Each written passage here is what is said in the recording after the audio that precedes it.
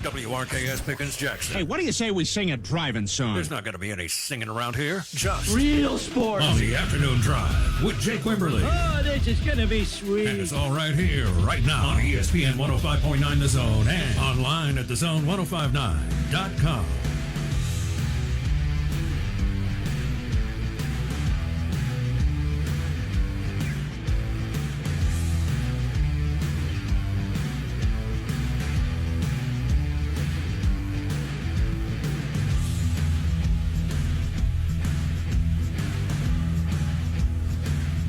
Day of September 2024. Champion the Chair Sports Maven on your radio. It is Thursday. Glad to be with you on Thursday as we eye the weekend. A great weekend. Of course, we get some football tonight.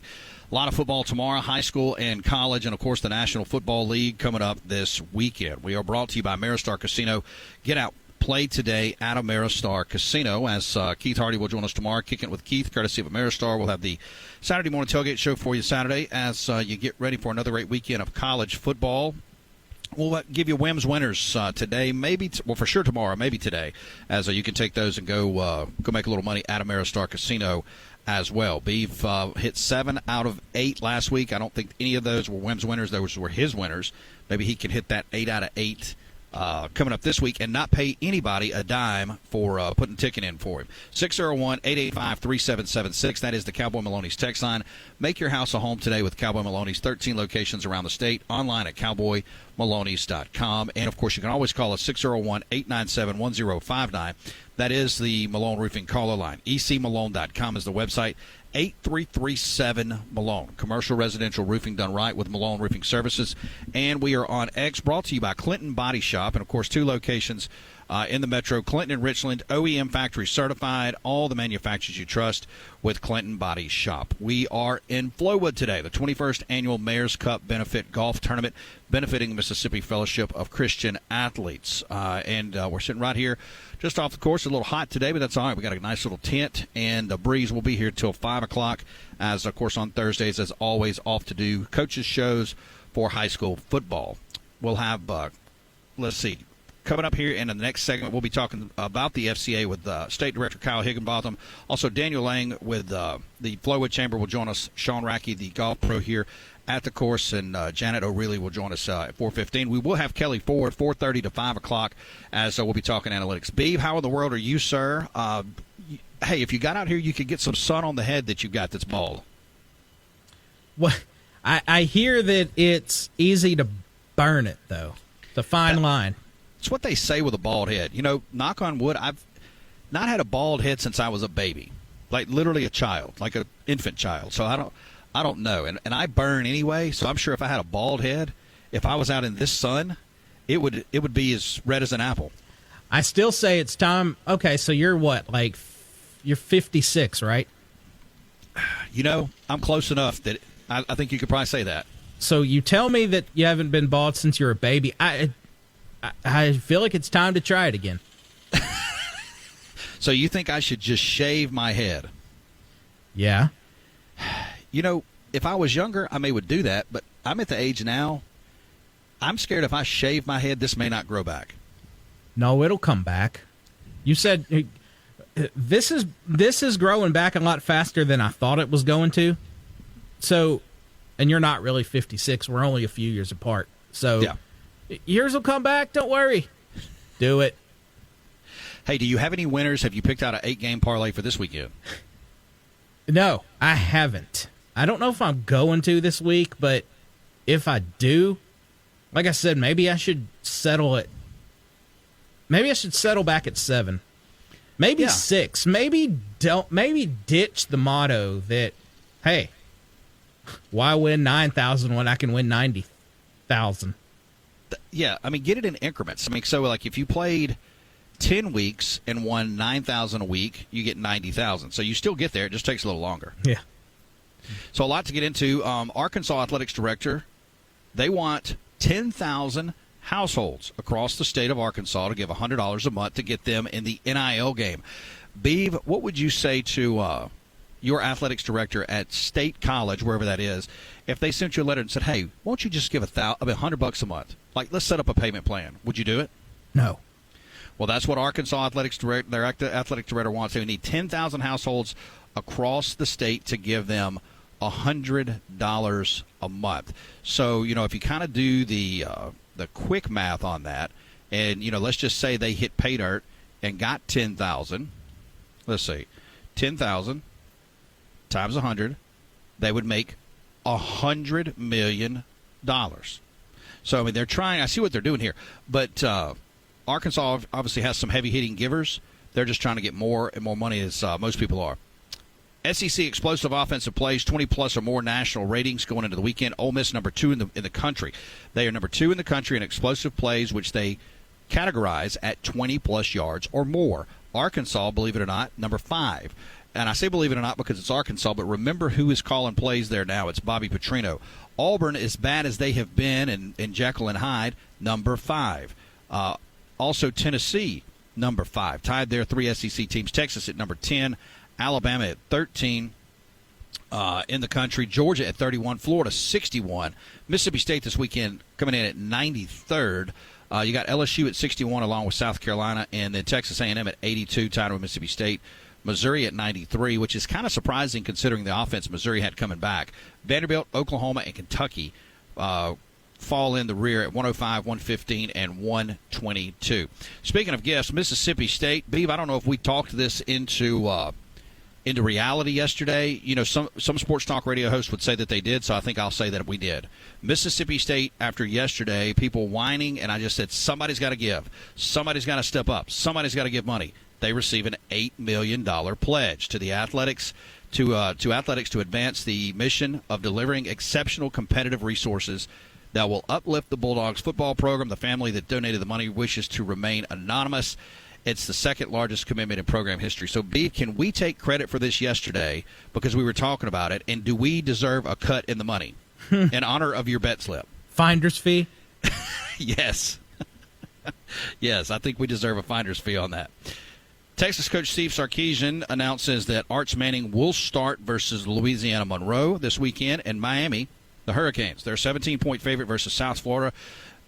Via Circa Sports, Hurricanes are 15-4 against the spread in their last 19 games when playing a state school away from Coral Gables. So that may be a game that you want to jump into. There's some really good trends there.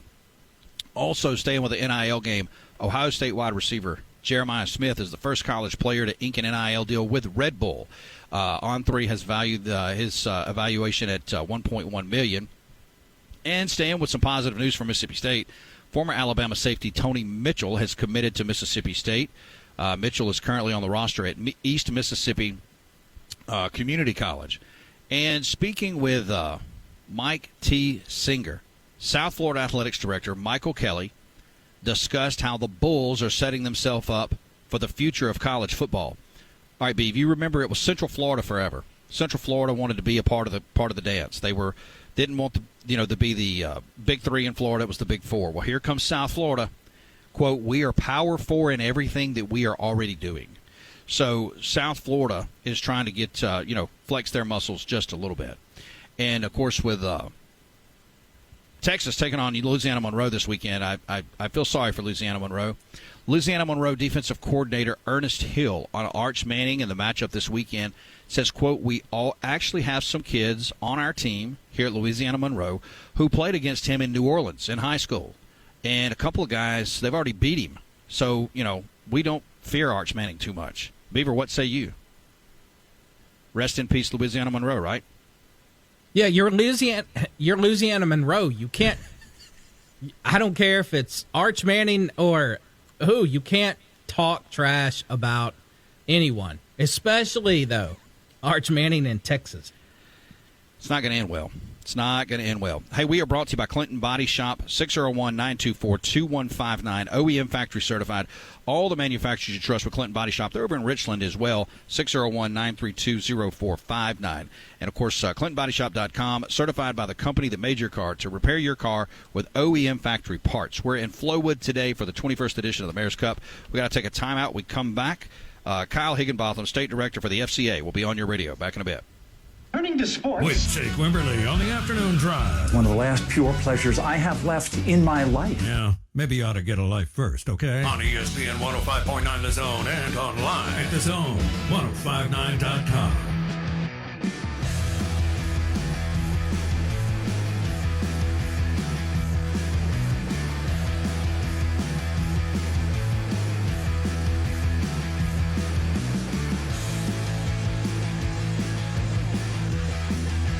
Taking you home on a Thursday, it is the afternoon drive. We are brought to you by Cowboy Maloney's. Great deals on GE Appliance going on right now. Also, Sealy and Samsung. Grab a great TV, or if you need a washer and dryer, check out the GE line. One of the 13 locations around the state of Mississippi. That's Cowboy Maloney's. Go to cowboymaloneys.com. We're in Flowood today. 21st Annual Mayors Cup benefit golf tournament benefiting the Mississippi Fellowship of Christian Athletes. Right now, the state director for the FCA in Mississippi, Mr. Kyle Higginbotham, is on your radio. Kyle, thank you so much. It's been a pleasure just sitting here visiting with you. How you doing? Man, we're good. We're thankful to you guys to be set up out here and supporting us, and such a great event on a great day. No, it is. And 70th anniversary of FCA, that is wild. Like we were talking about before the break, I can remember FCA when I was in high school. It's been a big part of Mississippi, so we appreciate, and around the country, what you guys do. So let's talk a little bit, first off, about the event today that's benefiting Mississippi Fellowship of Christian Athletes, the 21st edition of this golf tournament. We talked about, our mutual respect for the city of Flowood, the mayor of Flowood, what Janet and the Chamber's doing here. Big things for you guys today. Yeah, man, it's kind of a once-in-a-lifetime opportunity, man. The mayor just does such a great job on this event, and his team. So to have the chance to be able to be the beneficiary of this, man, is great. And, man, just it's an incredible time out here, incredible experience. Hundreds of people just playing, and like I said, great weather, man, makes for a great day. People usually head home happy if they get to play golf on a great day. So there's no doubt. I mean, we've got, the weather's kind of spiked up a little bit. We're hitting, close to 90 this weekend, but you couldn't ask for a better day out here. And what a beautiful course. They do such a great job out here. Yep, man. And, I mean, just a lot of the best golfers in the area are out here, too. And so when you hear them talking about how good the course is and how well it's maintained, and man, that makes for a really good day. So a lot of good fellowship happening and a lot of good food, and just an incredible atmosphere. So Kyle Higginbotham, he's the state director for the Fellowship of Christian Athletes here for the state of Mississippi, on your radio, Thursday edition of the program. All right, so let's talk about the FCA. You've been with FCA, I believe you said 13 years, or going on 13, 14. That's you got some years behind you here. So talk about the organization, how you've seen it grow over your time here, and then also kind of the vision moving from today forward for the organization. Yeah. So FCA, the vision of FCA is to see the world transformed by Jesus Christ through the influence of coaches and athletes. And so here we are 70 years later after its inception. A guy named Don McClannon, who was just a basketball coach in the 1950s, he saw that guys, the athletes of the day, Babe Ruth and all these guys, were using their NIL, their name, image, and likeness, to market products. And, man, people wanted to chew the same bubble gum as Babe Ruth. And so as a follower of Christ, he saw, man, what an opportunity. If we could take that platform and use it to spread the gospel, man, we might have worldwide impact. And so that's where it was born. Started off kind of as a camp ministry, and a pretty unique story is that Boo Ferris is kind of attributed, great baseball name, Boo Ferris was the one that's attributed to bringing FCA after playing his professional career. When he would come back, he had met others with FCA, and he's the one that's kind of started the first FCA, we think, at Delta State University, which was 30 some odd years ago. And so, man, that's really when it got to Mississippi. So fast forward today, man, we got 91 staff just in Mississippi, missionaries who are raising their own support to go out and serve coaches and athletes all across high schools, middle schools, and college campuses. Roughly 550 what we call huddles, which are just regularly attended and occurring small groups around God's Word. So some of those, you might go into a middle school, there might be 300 kids with a student sharing their testimony to half their school, and it might be 3 kids or coaches in a huddle somewhere else in a locker room. And so 550 of those across our state. So that's a little bit about what we got going on, man. Those staff, our people, God just sends us great people. And when we walk along, when you plant somebody like an FCA staff in an area, man, we really just see transformation throughout the community. So having a conversation with Kyle Higginbotham. He's the state director for the Fellowship of Christian Athletes. This is the 21st annual Mayors Cup benefit golf tournament benefiting Mississippi Fellowship of Christian Athletes in their 70th year of operation. You told me you guys are also expanding into leagues for kids. Talk a little bit about that, because this is really, really interesting. I mean, obviously, you've kind of buried down into the schools, had a major impact there, now into the community as well with sports. Right. Kids are growing up faster than ever before, right? And more kids are playing sport than ever before. The numbers, in my research, when I think it's pretty close, it's pretty standard across the country, the percentages of kids. I think we have 350,000 athletes playing sports age 6 to 17 in Mississippi, and about 100 to 125,000 of those are on campuses, right, through MHSAA, MAIS, and then so that leaves about 200 to 225,000 youth players and that are involved in leagues and clubs. And if you think about coaches and dad coaches, and that's 40,000 plus more people. And so, man, we're like, what an opportunity to get in and see life transform. So that's it. Every field, court, we can't conquer it all at one time, but FCA is slowly beginning to branch into communities to help them. And it's really a chance to be an extension of the church. Churches have tried sports ministry, things like that. We really see FCA as maybe an extension of them to help them reach into the community, right? So whether that's help a city put on a league, or whether that's we've got baseball club here in the Rankin County area with 5 baseball teams that are traveling around playing ball. Really think, man, anywhere you find the people of God living out mission in the community, which includes youth sports, man, you got a chance for huge impact. So. You talk about that impact, and we've seen it in all of our schools. If you've gone to a high school, if you played athletics, you may not have participated, but you knew it was there. That participation, I'm sure over the years you have just seen that continue to grow, even though, there's a lot of negative that's going on out there in the world. But, I mean, this is one positive, and I know that ministry has continued to grow, and you've seen that growth. Yeah. I mean, I say it like this. A lot of people will say, man, they're trying to take God out of schools, or man, schools getting dark. And I say, man, as long as the people of God are in schools, you can't take God out of the schools. And so FCA has been protected. We have a legal way of helping ministries get established on campus, working with student leaders, and God's really had His hand on us and protected us. And so I'd say our ministry's growing. Mississippi's really leading the charge, even in FCA across the whole country, hiring more people and able to see more growth than a lot of places are. And man, it's God's had His hand on us. And you're seeing that also populate itself, into the collegiate leagues. Mm-hmm. Obviously, Tim Tebow comes to mind when you think about his ministry and what he did at Florida and continues to do today. But then other sports as well, and you even see the other guys like C.J. Stroud at Houston and some other. I mean, that is, I think, stuff that is set in motion from FCA one way or the other at a young age, taking it into even, the professional ranks in adulthood. That's right. So 2 seconds on my story. I was a junior college baseball player at East Central, and the FCA coach, I was, young and would stumble into FCA late one morning, in the mornings, do the best I could to get there. I knew God had something for me. I knew God loved me, and I wanted to use the platform I had. I couldn't put it into words. Well, a coach asked us as an FCA team, so I want you guys to start sharing your testimony instead of just me doing all the talking. And it was like God, lit a fire in me. And it was that day I realized, man, as a college athlete, I may not be, at the Olympics in front of 20 million people, but wherever God's placed me, athletics has given me a platform, and people are watching. They're watching how I respond. That's what I love about sport. You can't hide. Sometimes, someplace you can hide, behind maybe a religious wall or some other, but when you go out on the ball field, man, you get pressed, you get squeezed. Good things happen, bad things happen. You see what really comes out of people out there. And so, man, what an opportunity to model to communities, to young families, to young players who are always watching those older guys and girls play. What a way to say, man, here's how you handle adversity. Here's how you operate with integrity.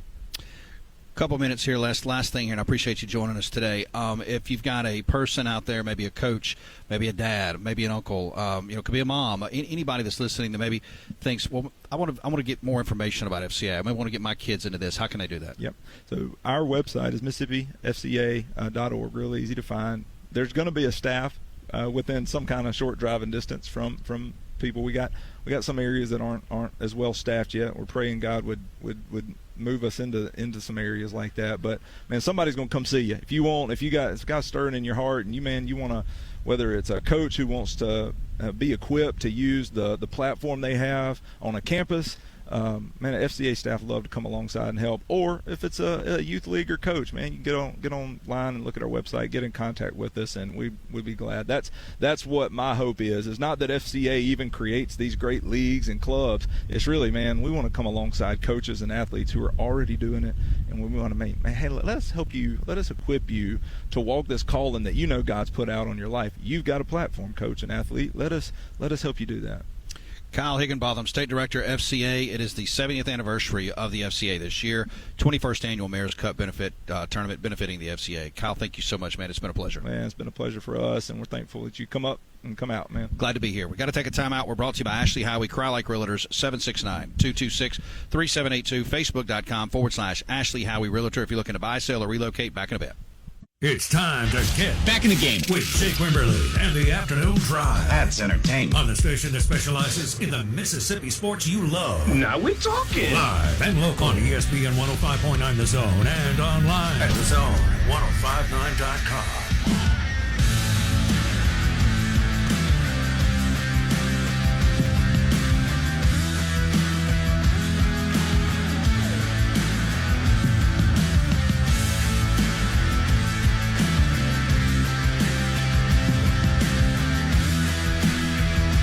Appreciate Kyle Higginbotham. He is the state director for the FCA. Jumping on, Daniel Lang with the City of Flowood will join us at 3:45. Coming up here in the next segment.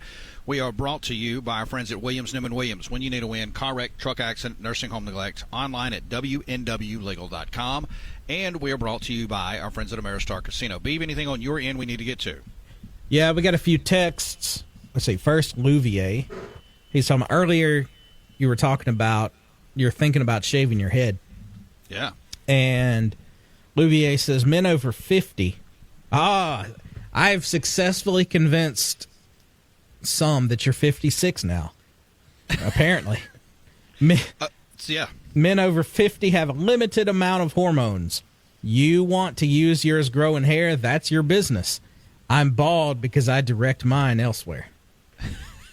Well, that's a perfect line for me to sell you on Men's Health of Mississippi, Louvier. Right, Beeve? Just go to menshealthms.com, Olivier. We can help those, whatever you got going on there. We can help it.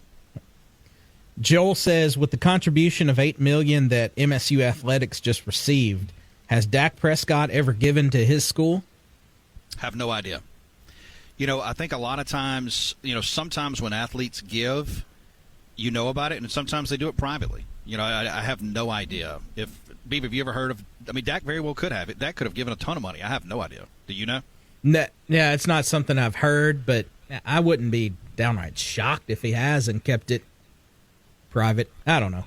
Yeah, a lot of these guys, they're going to give a silent gift. They're not going to say anything. They don't want it out there. They're just like, they're going to call and say, hey, look, I'm going to give you this much money.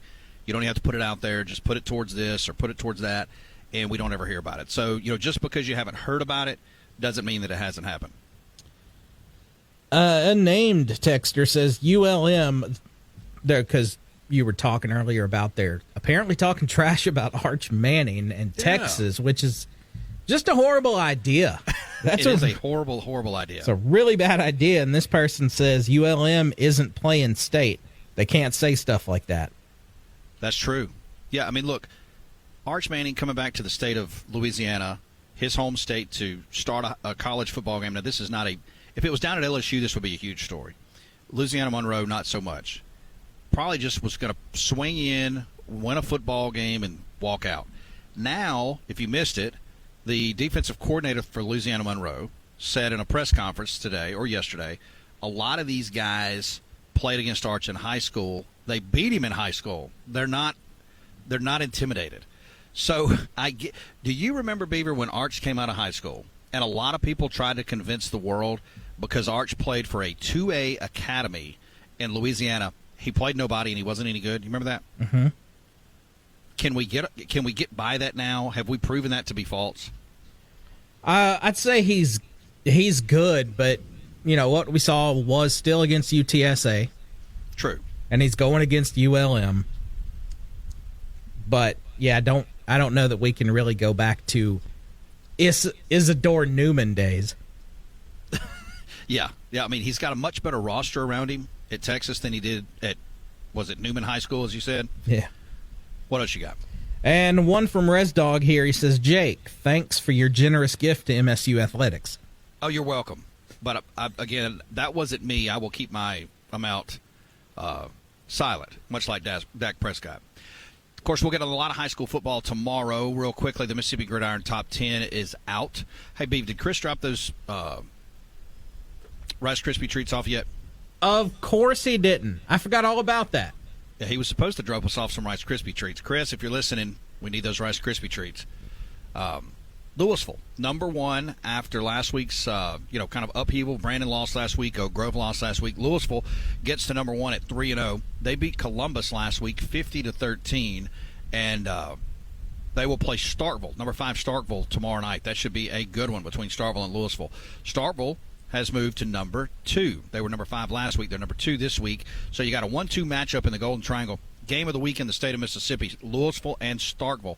Starkville's 3-0. They beat Meridian 28-15. Tupelo at number 3. They beat Hernando easily last week, 35-6. They'll play Oxford. Hattiesburg has moved to number 4 at 3-0. They beat Oak Grove last week, 27-21. They'll play at Biloxi coming up tomorrow night. West Jones checks in at number 5. They beat South Jones 28-21. They'll take on Wayne County. Brandon slides back to 6 after a 65-62 loss to Clinton. They'll take on Warren Central tomorrow night for homecoming. Madison Central, 2-1. They got back on the right side of things, beat Gulfport 31-21. They're number 7. They'll take on Northwest Rankin tomorrow night. Oak Grove, who lost to Hattiesburg 27-21, they moved to number 8. They'll come play at MRA tomorrow night. That's going to be a fun one to follow and go see if you can get out there. MRA took Oak Grove to overtime down in Hattiesburg last year, had a chance to win it, just could not close the deal. They'll host Oak Grove tomorrow night. And we've also got Grenada at 2-1. They beat Oxford last week 41-22. They'll play Clinton on the road at Clinton. So Clinton hosts Brandon last week, gets the win. They'll host Grenada, who played as the North representative for the 6A championship last week. They played a heck of a schedule so far. And South Panola at 2-1. They beat South Haven last week 42-20. They'll play at Clarksdale. When you look at the Little 10, Hartfield, no problem getting to 5-0 last week. They beat PCS 71-0. They'll play Starkville Academy tomorrow night. Jackson Prep at 4-0. They beat Jackson Academy last week 35-10. They're at Park Lane Academy. Number 3 MRA, we told you, at 4-1. They will host Oak Grove. They got back on the right side of things last week, beat Madison St. Joe 55-13. Winona at 2-1. They beat Kosciuszko last week 24-20. They will play at Choctaw Central. Jefferson Davis County, who beat Laurel last week 27-14. They'll play at Columbia. They're number 5 in the Little 10. Also, Charleston at 2-1, lost to Clarksdale 26-20. They'll play at West Tallahatchie. Kemper County at 3-0. They beat Newton last week 49-6. They'll play at Quitman. And Jackson Academy trying to get back on the right side of things at 4-1, number 8 in the Little 10. They'll take on Lamar School. Noxubee County, who's 1-2. Do not let that 1-2 for Noxubee, who is your defending 4A champion, fool you. They have played a heck of a schedule up to this point. They lost a close one last week to West Point, 20-18. They will play Shannon, and it's still my pick to win 4A even at 1-2. Choctaw County rounds out the top 10 at 2-1. They beat Ripley last week, 29-3. They'll play Winona as we move along. If you look at the 7A rankings alone, Starkville 1, Tupelo 2, Brandon 3, Madison Central 4, Oak Grove 5. 6A rankings, it goes Hattiesburg, West Jones, Grenada, South Panola, and Picayune. 5A rankings, West Point, Gaucher, Holmes County Central at 3-0. Also Cleveland Central and Clarksdale. And don't let the West Point 1-2 at number 1, 1 win, 2 losses fool you. They, again, have also, like Noxubee County, played a heck of a schedule. 4A, Louisville, Poplarville, Houston, New Albany, all 1, 2, 3, 4 are undefeated. All the top 3 at 3-0. New Albany is at 2-0. And Itawamba AHS at 2-1. And then, of course, you get into 3As, and 2As, and 1As. I'll get to those a little bit later on. 601-885-3776. That is the Cowboy Maloney's text line. And if you missed it earlier, Mississippi State Athletics announces a historic $8 million investment into the football program. This is a press release by the university talking about the, quote, the investment in our program shows that state fans are all in. when it comes to helping provide the resources it takes to compete in the toughest conference in the country. MSU head football coach Jeff Levy said having their support and belief in what we're building is crucial for us as we continue to move forward. There are truly no words that can describe how thankful I am for the commitment to the program I am blessed to lead. So that is from Jeff Levy, head football coach, and this should make Mississippi State fans smile because we talked about it at nauseum yesterday. Somebody needed to step up. Somebody needed to give to the program. Somebody had to put money in NIL, and someone or some groups of one did. I don't know if this is an independent business or an independent donor. They want to be left no name attached to it, but they give an $8 million gift to the athletic department today, and that is a heck of a gift for Mississippi State, and it comes at a heck of a time with the name, image, and likeness battle going on, and of course with recruiting, and I'm assuming all of that money will be distributed amongst other programs as well. We are in Flowood today. It is the 21st annual Mayors Cup benefiting the Mississippi Fellowship of Christian Athletes. We'll be here till 5 o'clock. Kelly Ford will join us at 4:30. We got to take a timeout. We are brought to you by our friends at Kubota. Go to KubotaUSA.com. Great deals to the end of the month. End of September, you can find it at Davini Equipment in Madison and Jackson. Swing in one of the locations in Madison and Jackson for Davini, or go to DaviniEquipment.com. You can also find them at KubotaUSA.com. Timeout on the floor. Back in just a bit. Ladies and gentlemen, The time has come to go back. Back to the afternoon drive with Jake Wimberly. With the hottest sports stories of the day. For one of those moments, it only happens right here. On ESPN 105.9 The Zone and online at thezone1059.com.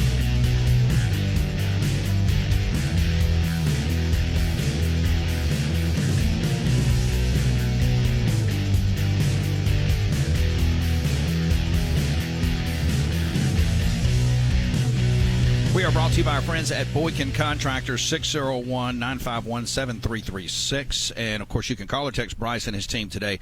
Let them help you with any of your remodeling needs from interior to exterior. Also, severe storm damage, they can help you there as well. Licensed and bonded contractors. Find them on Facebook.com/Boykin Contractors. We are in Flowood today. It's the 21st annual Mayors Cup benefit golf tournament benefiting the Mississippi Fellowship of Christian Athletes. We'll be here till 5. Earlier in the program, we had Kyle Higginbotham. He is the state director for the FCA. Daniel Lang, he is the director for economic development. He is on your radio. Daniel, you made all this happen today, so you are the MVP. How are you, sir? Oh, doing great, Jake. Thank y'all for being out here today. Man, we're glad to be here. So talk a little bit about this event. I know it's never easy putting events on. I mean, this is something you guys, 21 years. It seems like that may be to the, commoner, so to speak, something that hits cruise control. I know probably once this is done this weekend, you start preparing next week for next year. So talk a little bit about the event and getting to today. Yeah, today's a massive event for the city. It just is a chance for golfers to come out and fellowship with one another, get to know one another, do business if they need to do business. And honestly, it's just a great opportunity to benefit a business or nonprofit or just an individual in the community. All the proceeds that are raised out here at the Mayors Cup, they go this year directly to FCA, Fellowship of Christian Athletes. And Flowood's all about family and faith, and so we want to make sure that we bless the youth, the generations that are coming up, whether it's kids, teenagers, college students, that they hear the word of Jesus Christ. And by benefiting FCA, we know that the word can spread that way. Talk a little bit about, actually, we talked about today, but the other stuff, you guys are constantly putting out great stuff. We talked about Taste of Flowood. We were out there with you guys a couple weeks ago. That was a great event. You've got, I didn't even know this, pickleball galore coming to Flowood. And I'll be honest with you, I think it was 3 or 4 years ago, the first time I'd ever really seen pickleball. My oldest daughter, we had cheerleading national championships down at Disney.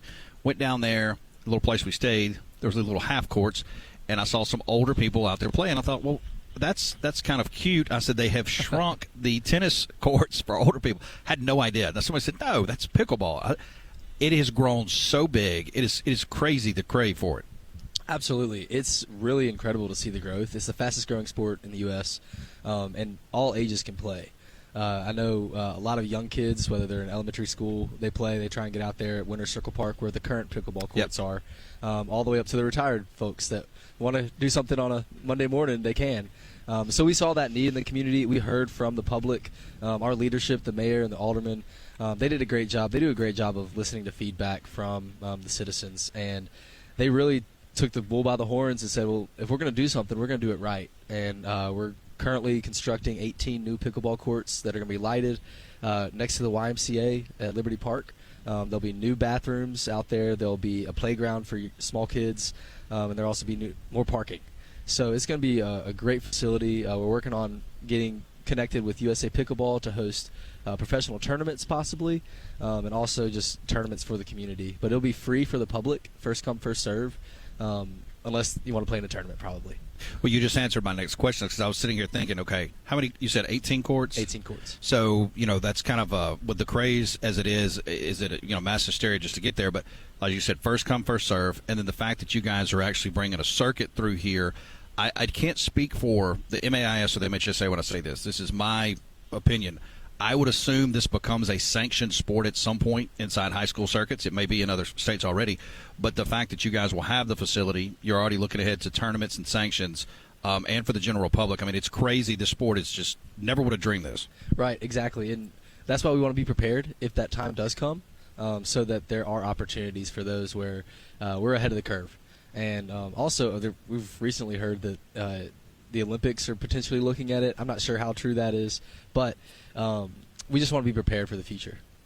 Daniel Lang is on your radio. He's the Director of Economic Development for the City of Flowood, Thursday edition of the program. Talk a little bit more about things going on in Flowood. It seems like everywhere you drive, there's something being built. Obviously, the jokes about, Chicken Alley, but, I mean, there's restaurants, there's community center. I mean, you name it, Flowood, is not capped. There is land, and people are using it.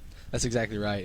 And people see the market that Flowood is, whether it's the Northwest Rankin High School, Jackson Prep and Hartfield Academy, just the family dynamic where there's a lot of young people that live in Flowood, and there's a lot of generational growth that's going to happen. And so people outside of Mississippi are seeing those opportunities, and they're wanting to take advantage of it. It's interesting to think about, Flowood's population is only 10,500 people, but we have over 100,000 people that come through Flowood every single day, whether they're shopping or eating or going to doctor's appointments or working. And so people come to Flowood. It's a hub. So we want to capitalize on that. We want to make sure that we're growing in a smart way. We don't just grow because we're growing, but actually do it in a very holistic development way that benefits not only my kids, but the kids that my kids will have, the grandkids. Got about 3 minutes left here. I appreciate you joining us for we at the top of the hour. State gets a big donation today. I thought you heard us talking about that, $8 million. That's big for their collective. I know you're a huge college sports fan as well. They play Florida.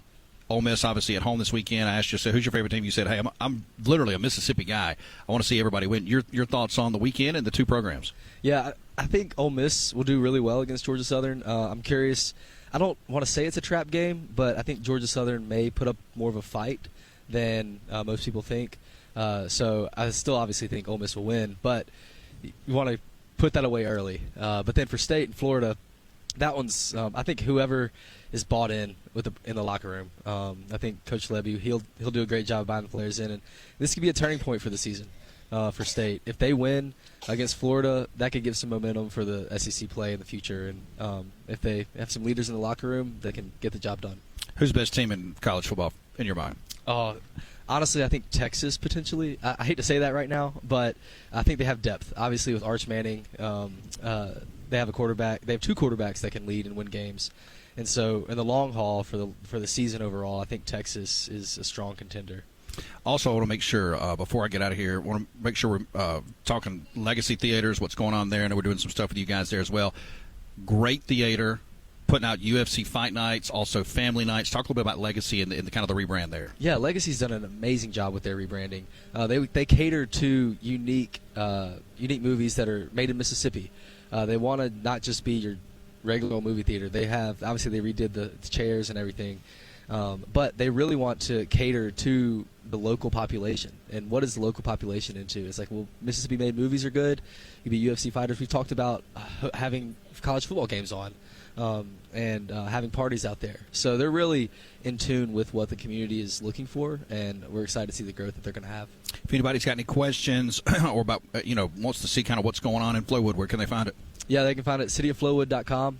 We have a map online that shows all of our vacant buildings and vacant properties. So if you're looking to buy or build in Flowood, go online to cityoflowood.com under economic development, and hopefully you can find what you're looking for here. Daniel Lang, he is the Director of Economic Development here for the City of Flowood. Daniel, thanks for teeing us up today. I appreciate you. Absolutely. Thank you, Jake. Thank you for being here. We have reached almost the top of the hour. Coming up in hour 2, we will have a couple more guests here at the golf event. And, of course, Kelly Ford will join us at 4:30. KFordRatings.com. We are brought to you by Men's Health of Mississippi, online at menshealthms.com. Call Dr. Michael Walker or Scott McCullough today to set up an appointment to get started. 601-300-5877. Hour 2 coming up next. The number you have reached. WRKS Pickens Jackson. From college football to the NFL to high school football. 365 days a year. Hear it all on Jackson Sports Authority. Live and local at 105.9 The Zone and online at thezone1059.com. Now let's get back to the afternoon drive with Jake Wimberly.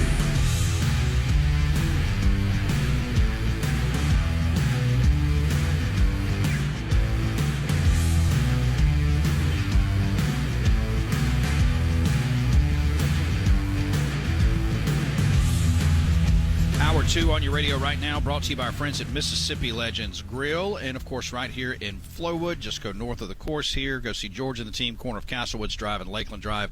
Everyone knows your name at Mississippi Legends Grill. Kids eat free today at Mississippi Legends Grill. Make sure you get out for bingo, trivia, and more throughout the week. As you move along, college football, NFL, everything you need going on at Mississippi Legends Grill. Get a Michelob Ultra, Bud Light, or Budweiser, courtesy of Southern Beverage. Please drink responsibly. And, of course, find them on Facebook.com/Mississippi Legends Grill. We're in Flowood today. We're at the Refuge. It is the 21st annual Mayors Cup benefit golf tournament benefiting Mississippi Fellowship of Christian Athletes. Hour 1, I want to say thanks to Kyle Higginbotham. He's the state director for the FCA. Also, Daniel Lang, he's the director of economic development for the city of Flowood. Right now, the director of golf here at the Refuge, Mr. Sean Rackey, is on your radio. Sean, thanks so much for taking some time. I know you're busy, so we appreciate you taking a break with us. It's wonderful to be here. I'm happy to speak to everyone, and this is a wonderful opportunity to reach quite a diverse base. So. Well, talk a little bit about, before we get into the tournament, let's talk about the Refuge. You and I just sitting here talking. It's hard to believe 1998 is when this course opened. It seemed like it was just yesterday, but it's been open for a little while. So take us through the history, for those that may not know the history of the Refuge. Okay, yeah, the course was built in 1998. It's right across the street from the Jackson Airport. Had a lot of good years, and then in 2021 it underwent a full restoration.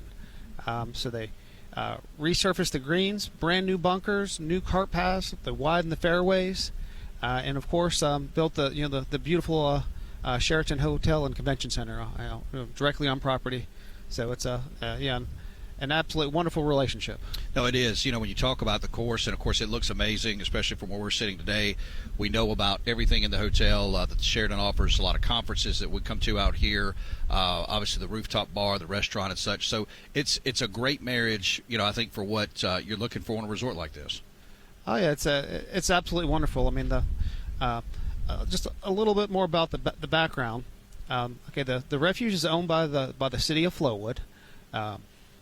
So it's managed by Troon. Troon's the leading golf management group in the country, and and then Sheraton operates the hotel. So it's an absolutely wonderful relationship between all the stakeholders. It works absolutely wonderfully. Sean Rackey is on your radio. He's director of golf here at the Refuge, Thursday edition of the program. Talk about today's event. I know you guys put on a bunch of events throughout the year, but the 21st annual Mayors Cup benefiting the Mississippi Fellowship of Christian Athletes. 21 years. You guys been doing this one a while. Okay, the Mayors Cup. This is the 21st official, but my understanding is that there were five before this, so it's been going on for quite a long time. It always goes to a wonderful beneficiary. For quite a few years, it's been a 2-day event. So there's an 8:30 shotgun and a 1:30 shotgun for 2 days. So there's a morning and afternoon flight for both days. It raises an enormous amount of money for the charity and whatnot. So, Sean, I'm sorry. Go ahead. I was saying we're extremely happy to participate and be the host. Yeah, it's, when you talk about an event like this, and of course getting from everyday play to an event like this, do you do anything different with the course? I mean, obviously you get your foot traffic daily in there, and then you have kind of a mad rush on a day like this. Do you do anything different for days like today and tomorrow? On these busy days, we run a lot of golf carts. No, the course is in wonderful condition, but from an agronomy standpoint, the staff does a wonderful job, and on the big events they'll double cut and maybe roll the greens and whatnot. But the course is in wonderful condition, and from what I gather, it's in the best condition it's ever been from over the years. I hear that compliment quite a bit, but it's just a lot of moving parts to coordinate. Shoot 400 people golfing in 2 days. So there's not only the golf and the agronomy, but there's a silent auction that raises money. There's the hospitality tents and whatnot. So it's quite an undertaking, but it's wonderful to be a part of it. Sean Rackey, the Director of Golf on Your Radio, Thursday edition of the program. We're in Flowood today for the 21st Annual Mayors Cup that's benefiting the Mississippi Fellowship of Christian Athletes. Now, I know a lot of people that are listening play here, but then you may have a lot of people that don't play here. But it is a public course. We want to get that out there. Talk a little bit about the everyday guy. He can come out here and he can play some golf. Yeah. Yeah, but we're a daily fee golf course, although we do have a very strong membership, but we're open to everyone. So there's we take our members are able to make green fees 10 days in advance. The general public 1 week. We also have golf packages available with the hotel. So there's a lot of different options to come and participate. And the one thing that the course has that's really nice for this area, we have a beautiful practice facility. It's a little unique, and we actually hit the balls into a lake, which that's a nice experience. But the other aspect that's particularly inviting is that when after a good storm or a heavy rain or whatnot, our practice facility is almost open. Very very little downtime. So some of the others, they're going to lose their balls or whatnot, or it's going to cause some other issues. But we've got a wonderful practice facility for everyone to enjoy. Talk a little bit about the game of golf as we've got you here for a few more minutes. What you've seen as far as obviously with the injection of live golf and the way that the professional ranks have done, and of course with older guys like now Tiger Woods, it's hard to believe he's older, Phil Mickelson older. As far as the youth movement that we're seeing now in golf, I mean, you just see that the younger players are just, they're just better and better. You always had a handful of guys that had a chance to win, and now you just look at the depths of the fields are really so unbelievably talented. There's, you probably got about 1/3 of the field that can win on any given week, and you got to understand that when you look at the guys on TV, you're looking at the very best players on the very best the weekends and whatnot. So, you see a lot of guys, who have the ability, but they just may not have putted good to get through that Q school, or they just maybe didn't have the financial backing when things were good. But you'll see they all can play. Like I hear a lot of people say that they want to give competitive golf a try, and they say, well, what's it take? And I said, well, do you average 66 every day? Like literally. You shoot 68, 69 on a bad day. That's what those guys do, day in, day out. It really is. They're a whole different class. And of course, I know you guys see it just being right here in the state of Mississippi. Just the passion for this game in the high school level. It has grown as well, has it not? Oh, the game of golf has gotten a tremendous boost. These last few years with the COVID and the recreation, but it was still doing quite well before then. You'll see.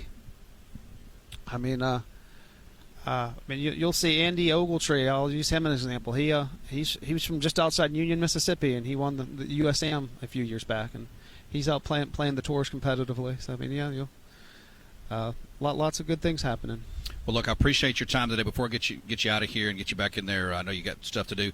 For those that are listening that maybe want to come play the course, maybe they want to talk to you about a membership, they want more information, where can they get that? Just go to just look up our website, Refuge Golf. and you can find everything on there that you need. You can make your tee times online there as well. But yeah, you can check it out. And it will be. I'm sure if you live in the Jackson area, I'm sure you've probably played. But if you haven't played recently, and you're going to see an absolutely wonderful golf course and just fantastic condition. And if you're just passing through Jackson, it's certainly be worth the stop. Sean, thank you so much. I appreciate your time today. Sean Rackey, Director of Golf on your radio. We got to take a timeout. We are brought to you by Gutter Masters, 601-503-7755. Online at guttermastersllc.com. Get protected today. Make sure to find them on facebook.com/Gutter Masters. Screen guards, maintenance, gutters, and more at guttermastersllc.com. Back in a bit. Good afternoon. Good afternoon. And welcome back to the Afternoon Drive with Jake Wimberly, where he's talking about anything and everything that's Mississippi sports. No, great afternoon. Right here on ESPN 105.9 The Zone and online worldwide on thezone1059.com.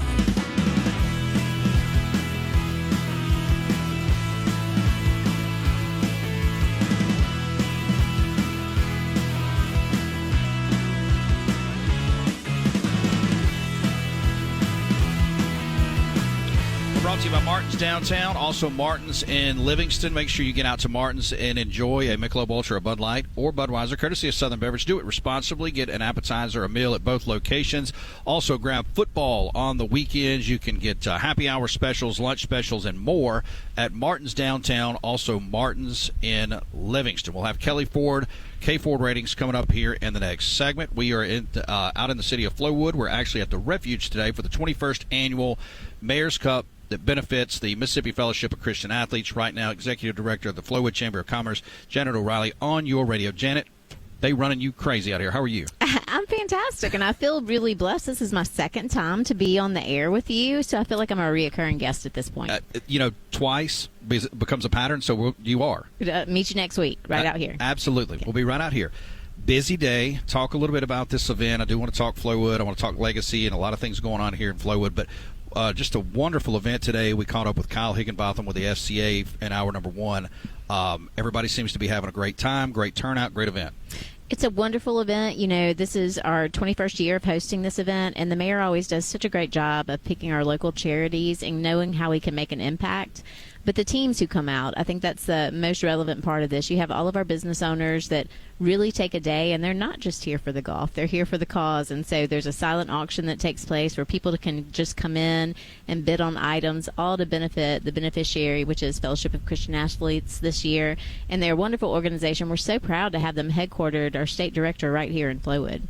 Janet O'Reilly, she is the Executive Director of Flowood Chamber of Commerce, on your radio, Thursday edition of the program. Thank you, sir. And, of course, meeting with Sean earlier about the course. It's hard to believe this course has been here since 1998. It's flying by in my head. It's one of the only free courses. It's a public course. And, people talk about when they used to come out and play the Refuge, it was like a bowl in Natalie. So you would lose your ball. There was just a tunnel. And now all the renovations that have taken place, it is one of the top-rated golf courses in Mississippi. And we're so proud of the work that they've done and the commitment to keep it nice and to make it accessible for everybody. I was talking with Daniel earlier. I had no idea, because you guys are doing so much, that you guys were about to explode on the pickleball scene. Oh, yes. Talk a little bit about that. Did you play? I have played, and that's also where we taught some important lessons to my 13-year-old. If you're playing against some 70-year-old seniors who also play really good pickleball, you do not question whether that ball is in or out. It's whatever they call is the right answer. But we're so excited. That's such a growing sport. And what we really saw this summer was a lot of our people in high school. Our high schoolers were out there we had renovated one tennis court, and we saw so many high schoolers and young kids out there on the courts. And I think the mayor and the city took a look at that and said, where else should they be? And so they opened the opportunity, and I think the expansion at Flowood Liberties Park with 18 courts, possibly 19, being able to host those big tournaments, but also just giving people a great place to come and play right here in Flowood. It means a lot for sports tourism, for the people like me who live in Flowood. Just that quality of life is going to be enhanced by that. And you are 100% on point with that, because my 17-year-old, she cheers with a bunch of girls. I got a group, and they literally will come to literally just come straight, poop, going to Flowood, we're going to play pickleball. And it's all the time. So I didn't even know that that's what I was telling Daniel earlier, that this game was this big until literally about a year ago.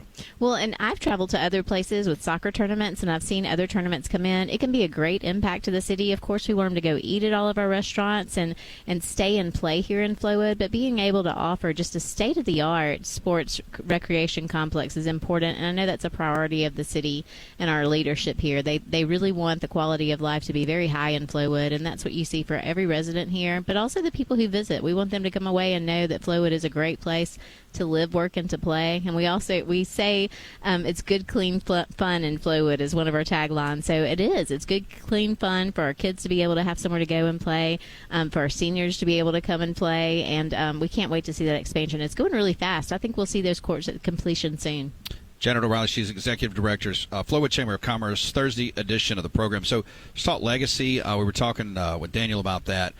We went by there the other day, got a chance to see the new Beetlejuice movie. Have you seen that yet? I haven't yet. My kids won't watch the first one with me, so I feel like you have to watch the first one before you do the second one. But we're so excited about that whole expansion of Lakeland Landing, where you've seen the restaurants, where you've seen that renovation. That used to be such a pivotal corner. And, you know, when given directions in Flowood, we always joke, like, you always turn left or right at the theater. That's how we gave directions to where to go. And when the theater closed down briefly, we couldn't do that anymore. So we're very excited. We have some local owners that are really invested in that area, and I think the things that they're doing at Legacy have been fantastic. They're doing live stream events. They're also doing faith-based films, which I think is important for our community, and it's affordable. It's one of the most affordable theaters around in the area, but you also have that luxury seating, so we're very excited to see how well they've been growing and developing, and that whole strip looks so great for Lakeland Landing. That theater was one of the first cinemas in Rankin County, and so to see that renovation and renewal there, it just goes to speak that everyone who's invested in Flowood, we love that people want to open their new businesses here. We cut ribbons every week, but seeing that reinvestment and the people who really want to make an impact, the same thing with our sports complex too. People keep putting back in, and it really does build such a high quality of life, and it lets you know that they're doing it for the right reasons, for their kids to be able to have the same experiences there that they had growing up. Yeah, and I can tell you firsthand, I mean, the theater looks fantastic. Like I said, we were there last weekend. Popcorn tastes great. The theater looks great. The seating is awesome. And as you said, they're going to have UFC events. Had one a couple weeks ago. Other events, like you said, special events, possibly some ball games, and then some faith-based stuff for families and churches as well. They have group rates, but they all do faith-based films and consistently. So every time you look up showtimes, you can find that as an option there. And they do have auditorium rentals that are very affordable too. So there'll even be opportunities for people to come in, maybe bring your own gaming system. But wouldn't it be cool to be playing Madden on the big screen? And so I think that they're always looking at ways that they can really serve the community, and they're open to that conversation. What would people like? What exactly like those high school kids? Where are they playing? How can we get them here? You know, that was one of the first theaters that had our Crossroads, our film festivals there. And so we've made it a point to showcase Mississippi films being made. There's so many films being made in Mississippi, so we'll have Mississippi Movie Mondays come back there to showcase the work, because a lot of those actors that are here, a lot of the work that's done in Mississippi doesn't get to be seen locally. So we're very happy that that theater has helped us partner with that as well. I know you guys got a few minutes here left, and I appreciate your time today. I know it just passed, but I want to go back to it, because if they missed it this year, they want them to be there next year. Taste of Flowood. Y'all just keep that thing is a monster in the best of ways. It's a monster. What was your favorite dish? Oh, gosh. Now you're going to put me on the spot. You know, I'll be honest with you. Oh, man, if I had to guess, don't put me on the spot like that. It was all good. Every bit of it was good. It was so good, and I have to, again, give credit to those restaurants. Those restaurants aren't paid to be there. They bring their staff out. They give away that food to the community because that's how invested they are in the community. And it's been really, after the event, I've talked to so many restaurants who've said that they've had people come in and support them because of that.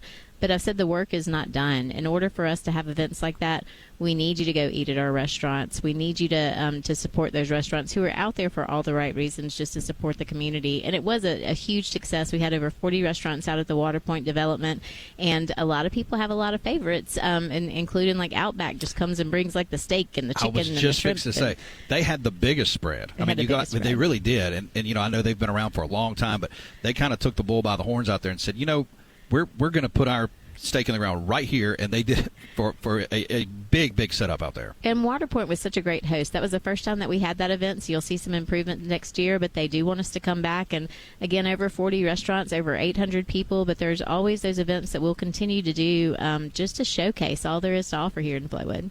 Tell everybody where they can learn more about what's going on in Flowood. You guys are constantly expanding, constantly growing. If you maybe have a developer that maybe wants to look to come to Flowood, anybody that wants to see what else they can do in Flowood. Well, I know you talked to Daniel Lang earlier, so economic development for the City of Flowood. You can visit cityofflowood.com, or you can also see what's going on at the Chamber at flowoodchamber.com. Janet, thank you so much. Appreciate all you guys do. Thanks for having me out today. Thank you. We are brought to you by Maristar Casino. Get out and play. Use the Bet Builder today as you move through the weekend. College and NFL. Kelly Ford on your radio. Coming up next. Okay, we're back. I'm ready. It's more of the afternoon drive with Jake Wimberly, where he's live and local on Jackson Sports Authority, ESPN 105.9 The Zone, and online at thezone1059.com.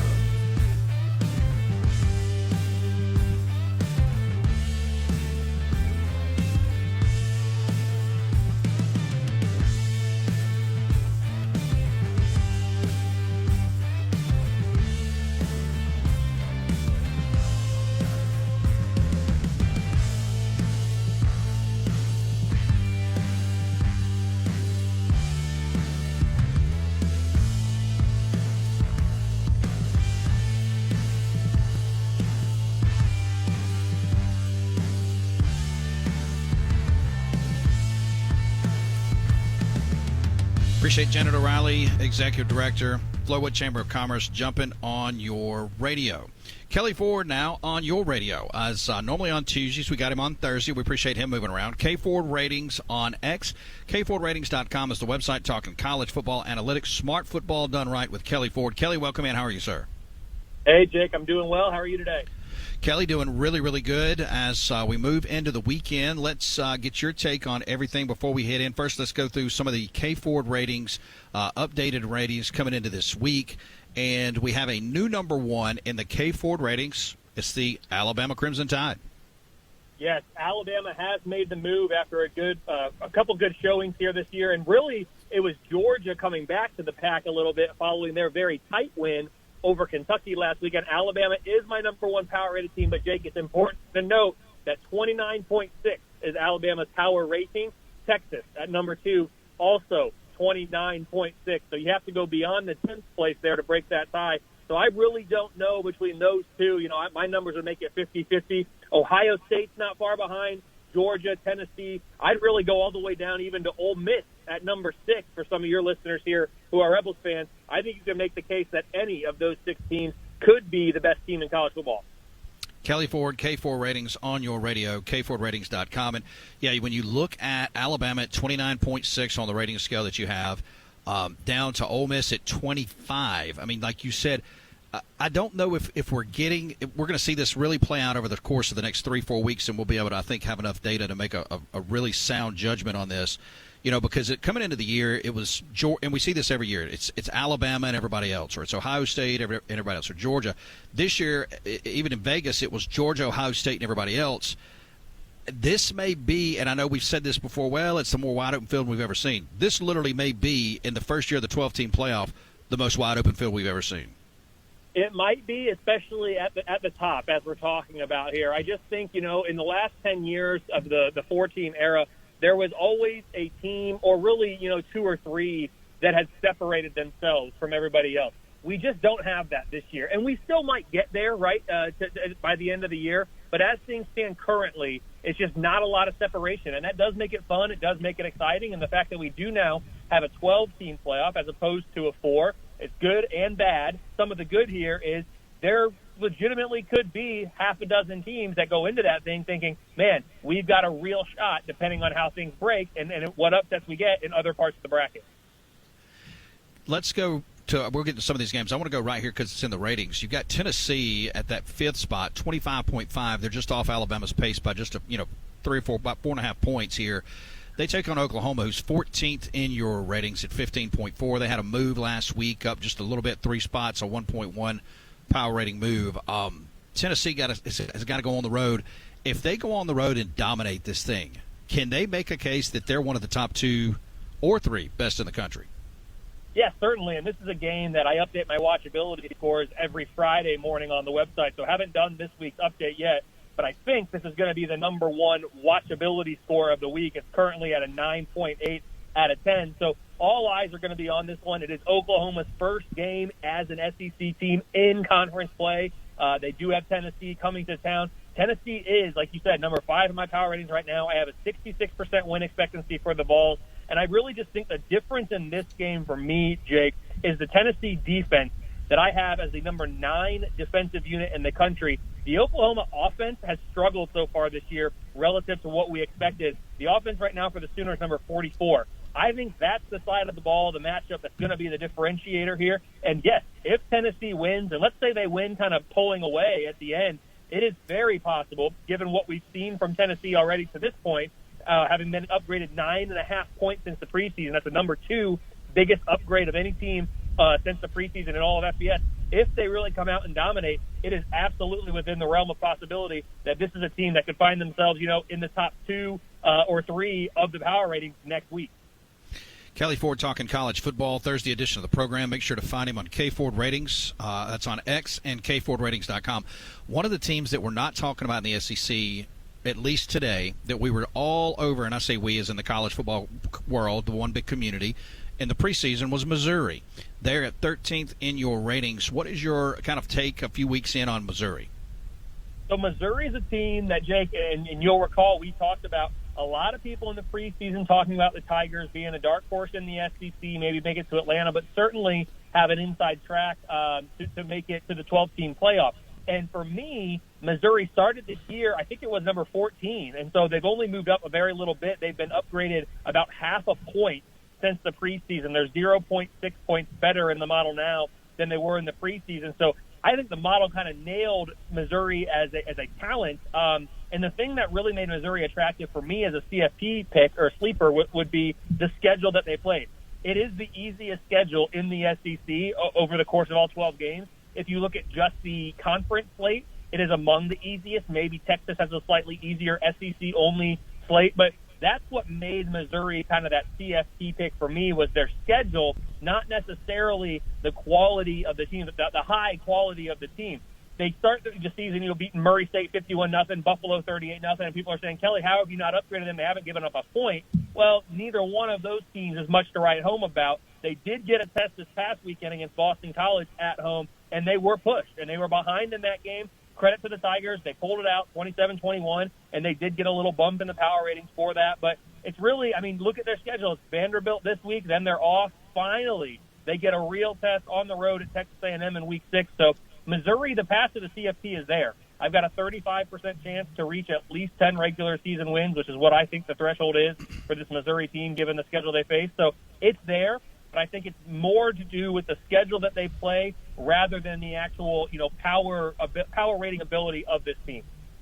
Kelly, let's look at your bracket. We'll get into some of these games and the other games in the next segment. When you look at your simulated college football playoff results, again, this is a moving scale week to week that you put out. Oregon back in this thing. I had them back in it as well. But what I'm looking at here is, Tennessee, Ole Miss, Georgia, Texas. Also, you look at Alabama.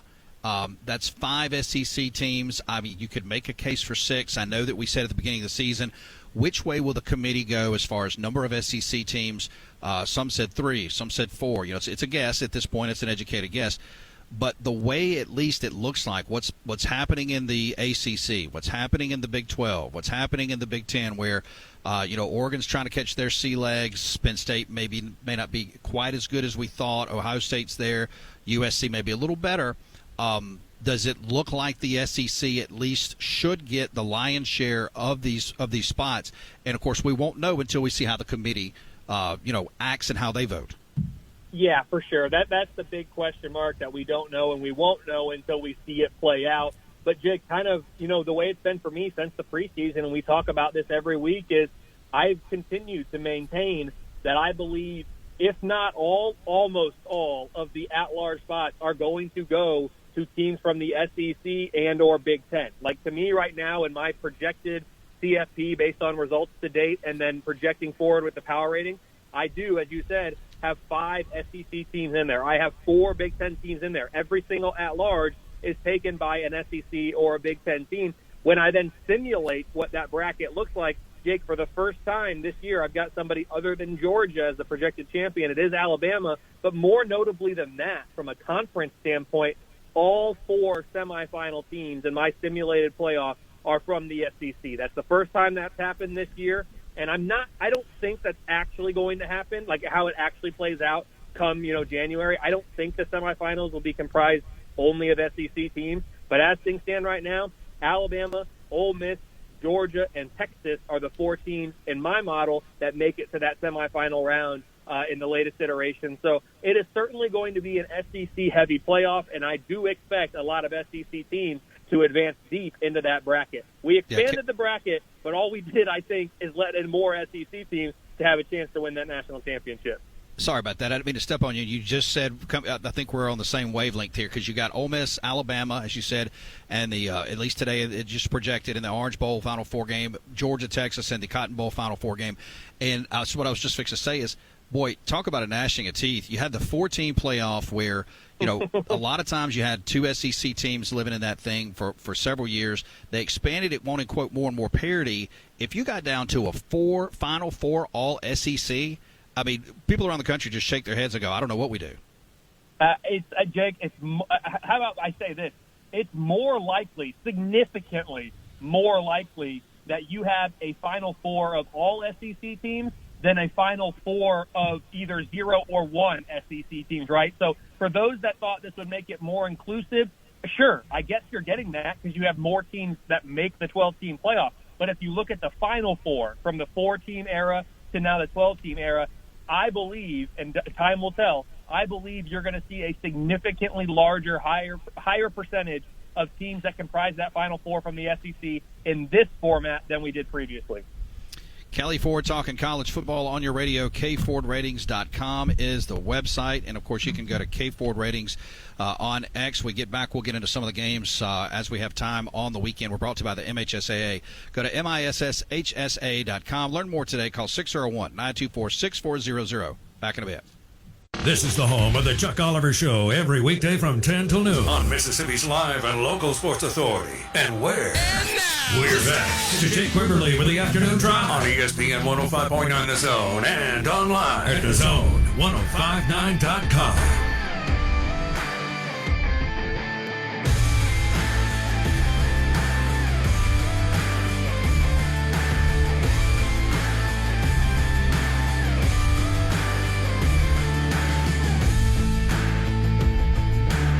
Segment on a Thursday. I want to say thanks to City of Flowood, thanks to the Refuge having us out today for the 21st annual Mayors event benefiting the Fellowship of Christian Athletes here in the state of Mississippi. Kelly Ford on your radio.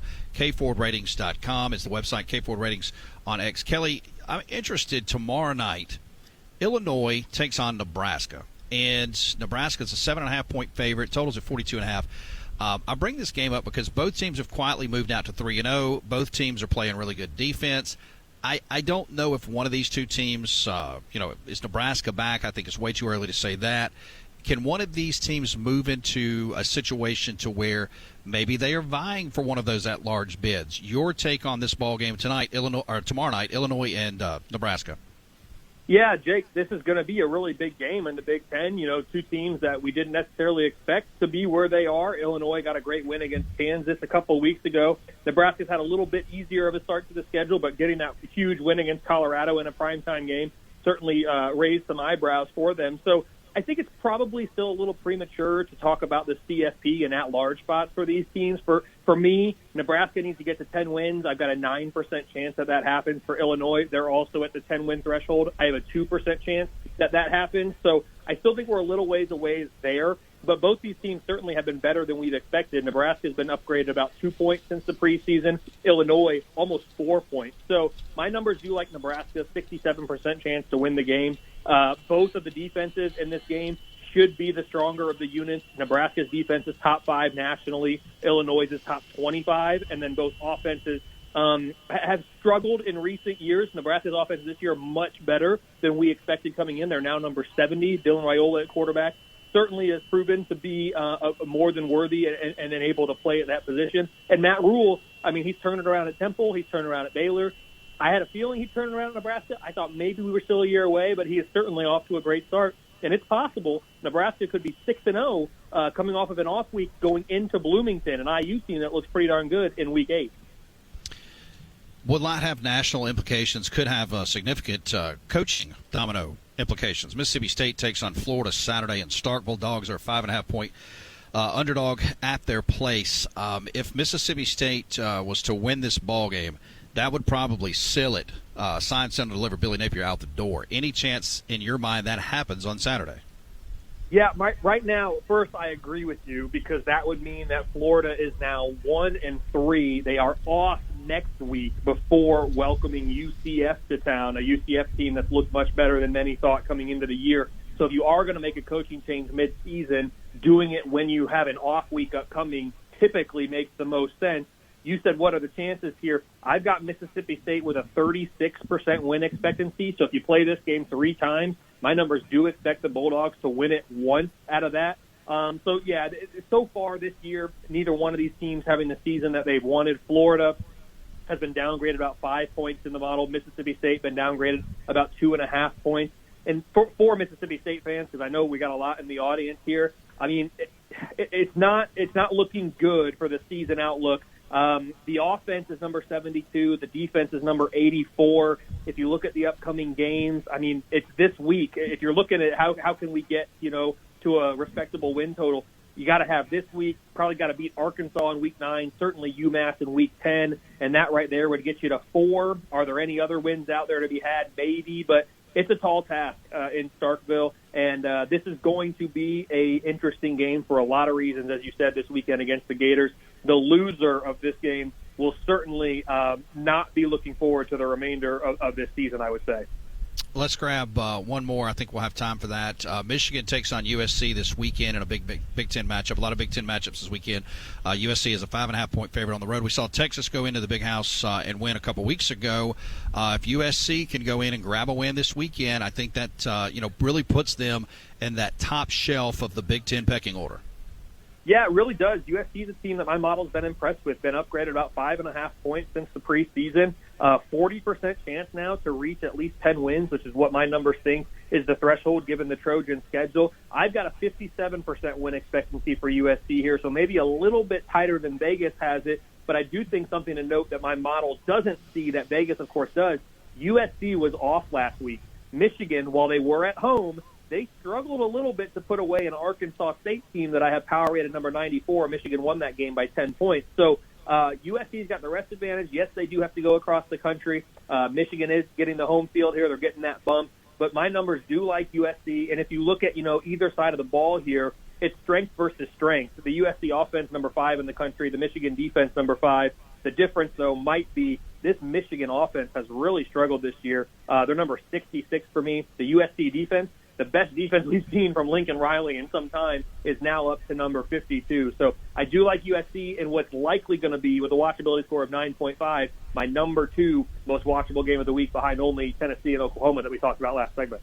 1.5 minutes. Real quickly, Miami goes to South Florida. They're a 16.5-point favorite. If Mario Cristobal is going to mess this thing up, it would be somewhere like this weekend. Does that happen?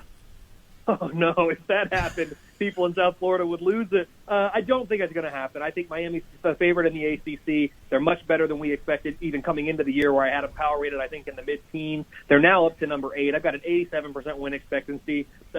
Certainly, Miami's going to have a big advantage on the offensive side of the ball here with an offense that right now I have power rated number 8 against a USF defense that I have number 87. So you're right. If there was a spot, on the road against a team that that views you as a rival, even though you don't view them as one. So it could happen. 13% chance. I don't think it will. I think Miami right now is looking like the best bet to be your AQ out of the ACC come the end of the year. Get him on Twitter. That's X now, at KFord Ratings. Check out the website, kfordratings.com. Kelly, always appreciate your time. Thanks for moving around this week. Look, we'll get back at it next week. Have a great weekend and enjoy the games. Thanks, Jake. I appreciate it, and you as well. Thanks so much. Kelly Ford on your radio. Beeve, anything you need to get in before we get out? And I would say that is probably not, because that is the music. We'll be in Brandon tomorrow, 3-hour show on a high school football Friday, getting you teed up for the weekend, college, NFL, and more. Rafael Esparza will join us. Keith Hardy will join us. Tyler Cleveland and others. Remember, ketchup is king, bacon's a delicacy. Aloha means goodbye. Be a man of increase. Thanks to the city of Flowood. We will see you tomorrow. Good night.